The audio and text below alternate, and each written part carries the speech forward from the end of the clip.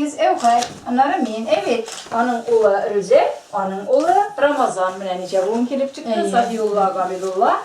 Enver 3, Evkay 4, Rüzel 5, Ramazan 6 bu. Ne şimdi? Daha bir buğun yazıyız.